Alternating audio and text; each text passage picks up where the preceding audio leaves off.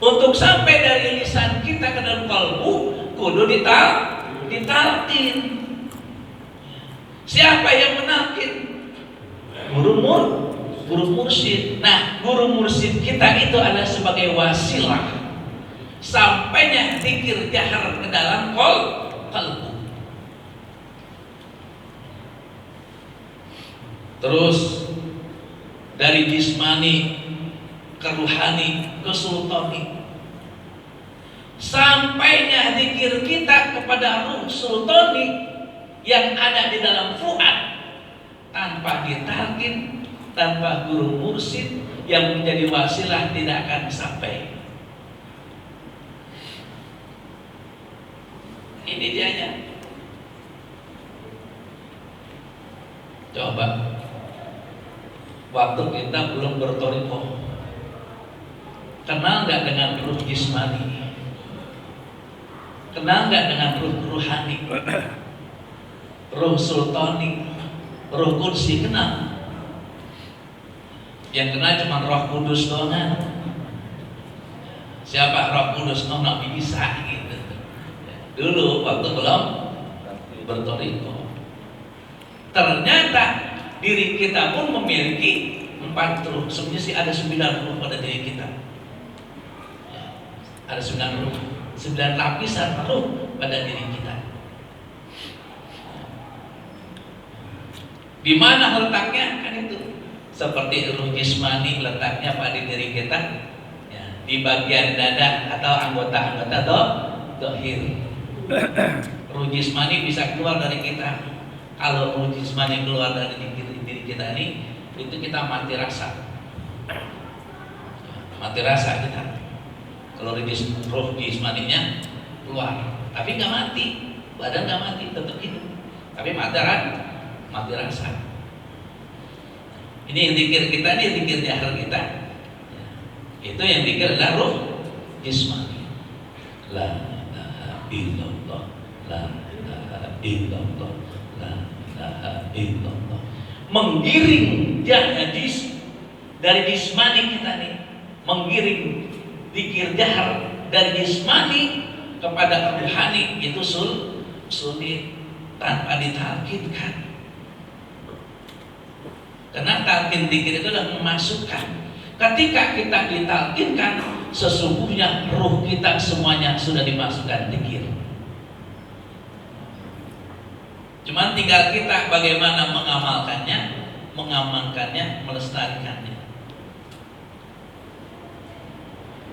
Sudah berasa belum kan gitu? Ketika kita zikir, la ilaha illallah, la ilaha illallah, kalbunya sudah berasa belum?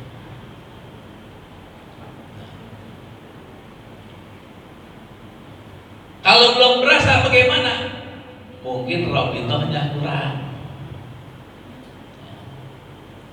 Jadi kalau mau zikir nih, kalau mau zikir, ya, hadirkan dulu nama guru kita, hadirkan.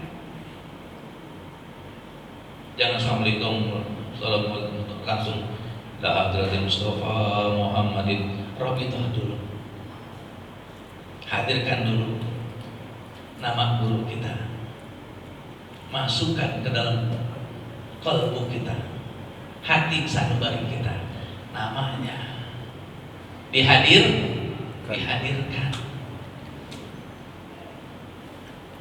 Untuk apa? Untuk meminta pertolongan. Minta pertolongan. Pertolongan apa? Tujuan kita zikir itu apa? Ilahi anta maksudi waridhoka matlubi atini mahabbataka wa ma'rifataka wa atini maka abada. Ini tujuan kita zikir. Itu tujuan kita zikir itu. Jangan sampai menyimpang. Ilahi anta maksudi. Yang menyampaikan kita kepada Allah siapa? Yang menghantarkan kita kepada Allah siapa? Guru. Zikir atau guru? Guru. Zikir kita atau guru kita? Guru bukan zikir. Jadi mengantarkan kita adalah guru. Yang mengantarkan zikir kita dari lisan sampai kalbu adalah guru.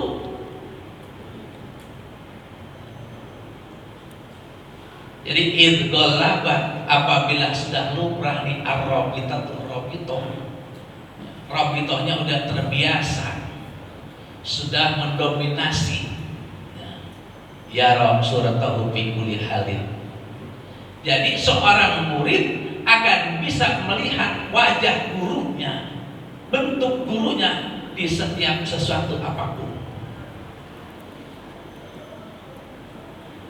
Jadi yang dilihat zikir itu bukan bentuk zikir, yang dilihat adalah gurunya. Masukkan la ilaha illallah, la ilaha illallah. Mohon minta Abah tolong gerakkan kalbu saya untuk berzikir. Kalau belum bisa berzikir, kalbunya padahal sudah ditalqin.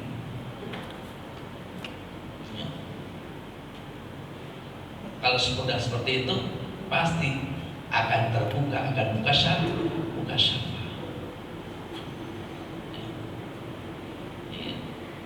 Sebab ruh jismani kita adanya di alamnya alam diri kan ya, alam dunia. Ruh kita nih, ruh jismani adanya di alam dunia. Jadi harus diketahui itu alam diri sama alam malakut itu bisa disaksikan. Jadi alam jismani ini bisa disaksikan oleh orang muslim maupun orang kafir. Banyakan yang mengetahui orang kafir yang lebih paham. Alam jism itu adalah yang lebih paham orang kafir. Mereka banyak alatnya. Sampai amuba yang terkecil itu bisa dilihat. Ada alatnya, punya alatnya, kita punya alat tidak. Alam langit bisa dilihat, kita bisa lihat enggak?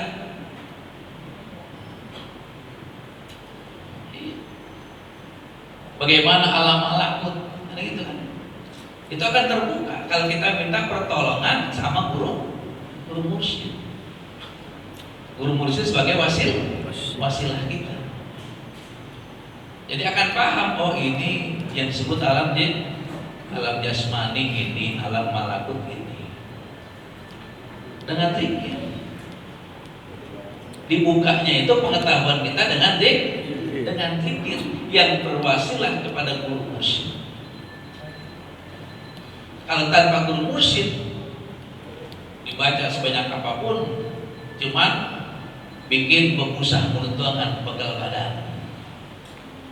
Tapi kalau sama bimbingan guru mursyid, ya, ini dianya. Kenapa kok ketika kita zikir setelah ditalqin kita betah duduk lama-lama. Sedangkan sebelum ditalqin kita membaca zikir sudah terasa capek walaupun belum banyak.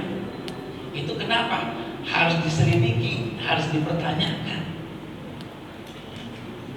Harus tahu. Kenapa waktu belum ditalqin zikir cepat capek? Setelah ditalqin zikirnya betah. Di halaman itu. Itu kita sudah masuk di alam, bukan alam jirim lagi tuh, bukan alam jismani lagi.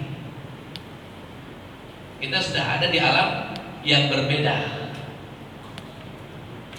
Sama seperti Nabi Ibrahim. Nabi Ibrahim ketika dilempar ke dalam api yang berkobar oleh Raja Namrud, mati nggak kira-kira? Agak. Nabi Ibrahim ya ngapain? Nyantai, lehe-lehe di dalam api. Coba itu alam-alam itu. Jadi yang namanya alam malakut bukan berarti kita jin, malaikat, bukan begitu aja. Tapi manusia pun mengalami. Kalau alam malakut khusus dialami oleh orang muslim. Orang kafir nggak bisa. Dengan zikir, seperti itu. Jadi harus kuat kita untuk berzikir la ilaha illallah. Harus kita jaga. Robitoh kita pun kepada guru jangan sampai terlepas. Sebab apa? Ketika kita zikir banyak, robitoh kita lepas, kemudian kita masuk ke alam yang lain, malu. Kalau sudah masuk ke alam lain jangan dibawa sama guru, gimana? Sama aja kita jalan ke hutan belantara. Masuk ke hutan belantara tanpa pedang, tanpa pembimbing, gimana akibatnya? Nyasar. Itu kalau kagak punya guru, kagak punya wasilah. Orang yang gitu. Banyak kenapa orang pikir kok gila? Sebab gak punya mursyid, gak punya orang yang dijadikan wasilah. Kalau kita alhamdulillah punya wasilah, punya pembimbing. Jadi jangan sampai lepas wasilah kita kepada guru, robitoh kita kepada guru, hingga sampai waktu kita makan,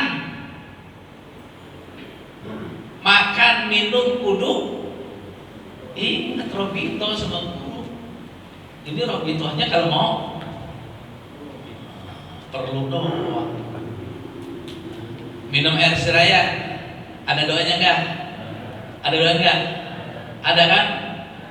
Allahumma inni as'aluka ilman nafi'an wa rizqan wasi'an wa shifaan min kulli da'in wa saqamin bi rahmatika ya arhamar rahimin. Kan itu kan? Itu doanya. Sebelum baca doa ingat guru begitu. Kan itu kan doa. Allahumma inni as'aluka ilman nafi'an. Doa ini ada yang memberi, ada yang ngajarin, ada yang ngasih tahu. Siapa yang ngajarin kita? Siapa yang ngasih tahu kita? Oh, ternyata guru mursyidnya. Siapa? Oh, Abah Aos. Dicucurkannya doa, diturunkannya doa, dikabulkannya doa bukan karena mulut kita, bukan karena doanya. Sebab kalau doa yang bisa juga yang baca bisa baca. Tapi asal usulnya itu doa dari siapa? Itu yang buat doa itu manjur.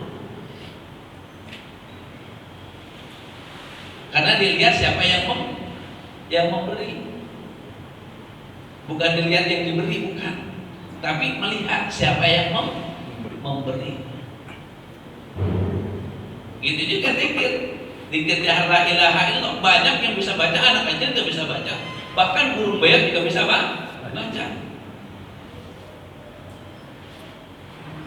Tapi karena ikut-ikutan saja kurang manfaatnya. Qalilul asar, sedikit sekali bekasnya dalam kalbu kita. Qalilun nafi, sedikit sekali manfaatnya. Kenapa bisa manfaat? Karena dilihat siapa yang memberi. Jadi jangan sampai menghilangkan orang yang memberi ketika kita zikir. Mulai dengan menanamkan di dalam hati sanubari kita, ya, menghadirkan nama atau rupa dari guru mursyid kita. Baru mulailah berzikir. Ketika kita berzikir, la ilaha illallah, yang diingat Allah, yang dihadirkan adalah guru mursyid kita. Sebab zikir kita adalah mengikuti guru mursyid. Jadi Robitoh ini dalam setiap aktivitas kita ibadah kita jangan dilepas. Sebab apa? Apa yang kita miliki Allah berikan ini karena berkah dan karomahnya guru mursyid. Seperti kita pakai merah putih. Ya. Kira-kira kalau nggak dianjurkan sama guru mursyid pakai kira? Pakai kan? Kagak bakal pakai. Ini karomah. Ini karomahnya nih. Pakai merah putih ini adalah aba aos. Saya masuk ke Gunung Jati, pengen ziarah ke Setolha. Ya, itu ada ibu-ibu lagi nimba ngambil air. Melihatnya merah putih, aba aos mau ziarah. Disebutnya aba aos. Walaupun kita murid aba aos, tapi disebutnya aba aos. Sebab terkenalnya dengan merah putih. Kalau di luar negeri terkenalnya pecinya peci Bung Karno, kalau yang hitam kan. Indonesia bukan Indonesianya tapi Bung Karno nya merah putih, bukan sirna rasanya tapi yang dikenal aba ausnya. Peci merah putih bentuk wujud ya dari aba aus, tajallinya aba aus pada merah putih. Jadi kita kemana-mana ini selalu ya, didampingi oleh aba aus, merasa nggak itu? Kalau kita pakai merah putih merasa nggak didampingi sama apa? Itu namanya lebih itu. Alhamdulillahilladzi faddalana ala katsirin min ibadihil mu'minin. Ini yang dapat saya sampaikan. Mudah-mudahan ada manfaatnya untuk kita semuanya. Wassalamualaikum warahmatullahi wabarakatuh. Waalaikumsalam warahmatullahi wabarakatuh.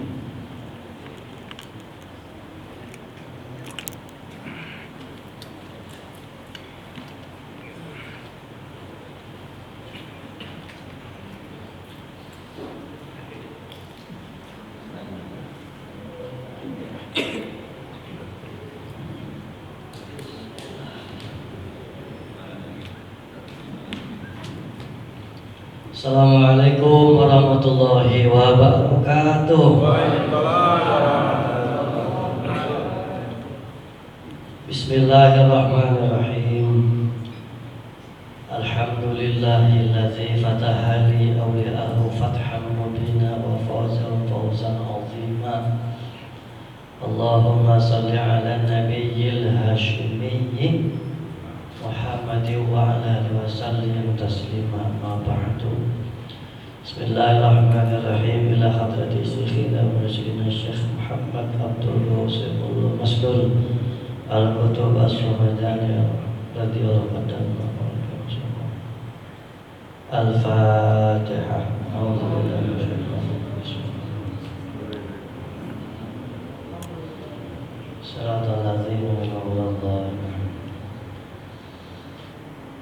Al Mukarram Al-Alim Al-Alamah Al-Arif Billah Al-Faqih Al-Sufi Al-Wasil Wasil Al-Sahabah yang senantiasa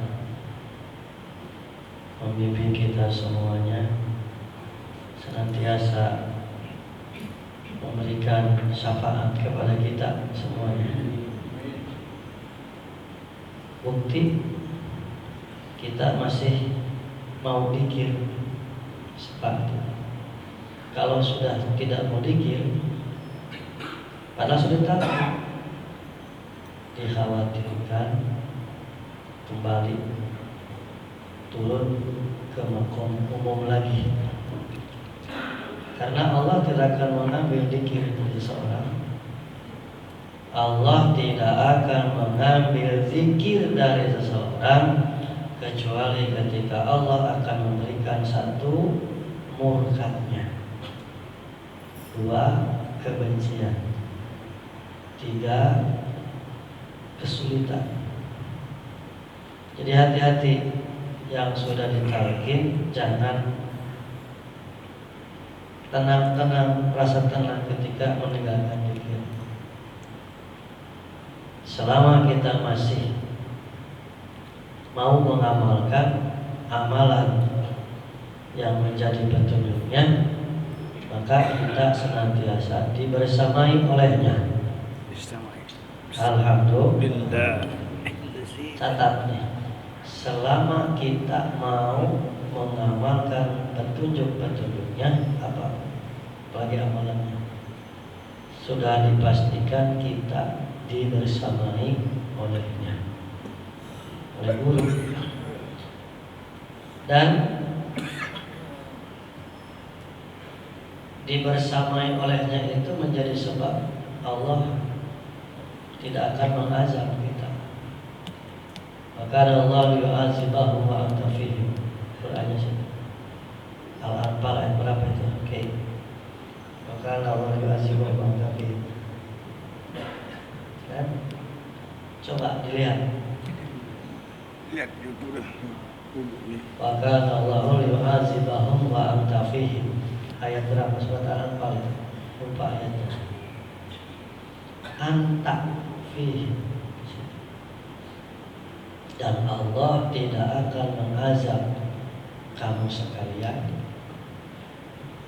anta fihim, selama engkau ada di tengah-tengah mereka.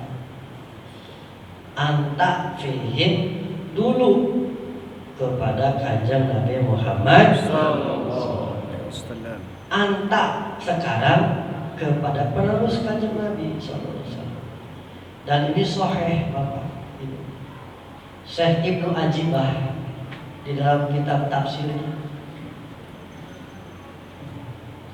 ayat berapa? Al-Anfal 33, benar ya? Ya. Wa ma kana Allahu yu'azibahum wa anta fihim, surat Al-Anfal ayat 33. Catat itu. Itu hadiah, anugerah bagi orang yang masih mau membersamakan dirinya bersamanya, bersama ahli zikir. Allah yang janji tidak akan mengazab kepada mereka, kepada kita, selama anta bareng. Kalau begitu mesti kesini rasa dong. Bukan, bersama itu tidak mesti harus bergandengan tangan. Ketika seorang murid mengamalkan amalan gurunya, maka ia ciri dia sedang ingat kepada gurunya. Jadi ciri ingat itu mengamalkan apa yang menjadi amalannya, menyukai apa yang disukainya, membiasakan apa yang menjadi kebiasaannya. Itu bersama. Bahasa tadi ke subur Robitoh, mengikatkan diri kita. Ada Robitoh amaliyah, ada amaliyah Robitoh. Robitoh amalan, amalan Robitoh.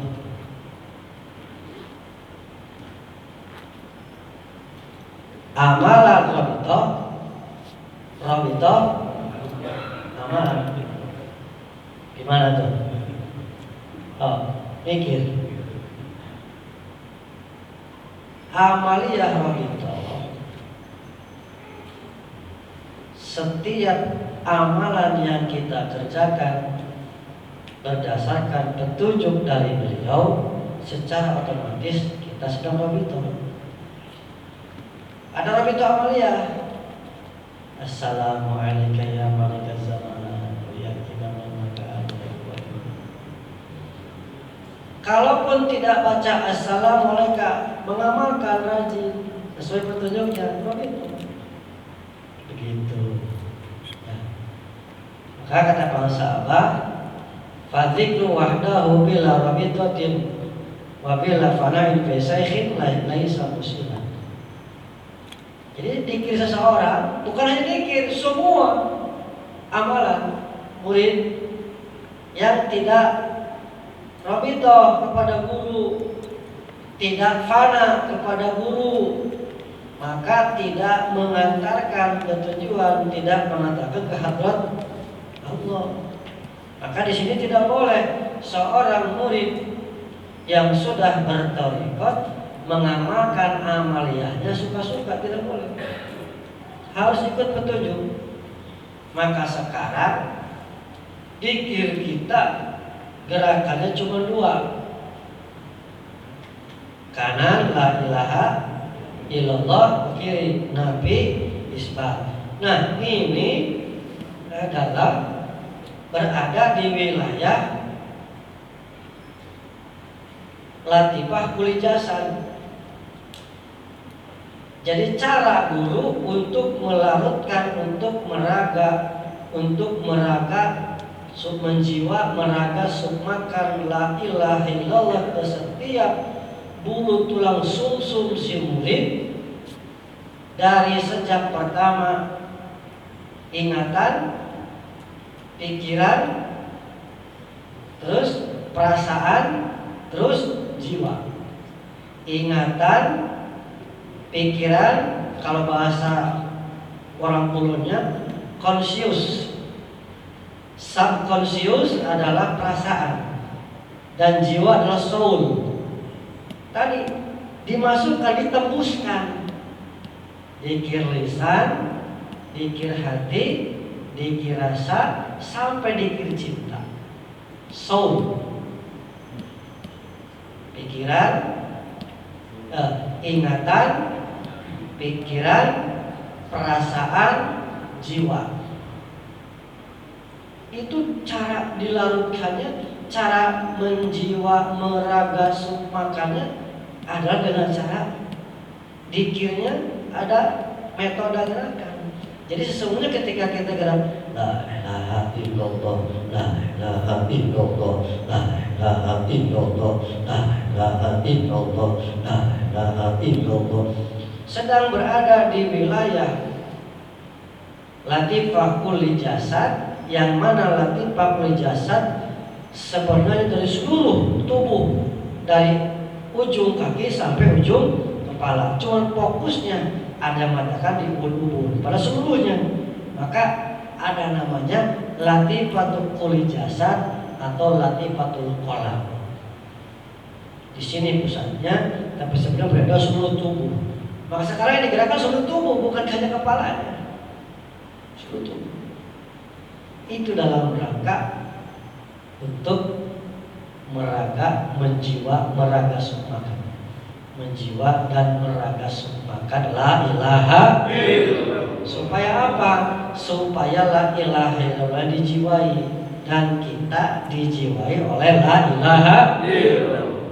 Kita menjiwai la ilaha illallah, diamalkannya dengan tadi, dengan penuh penghayatan, dan nanti akan berdampak.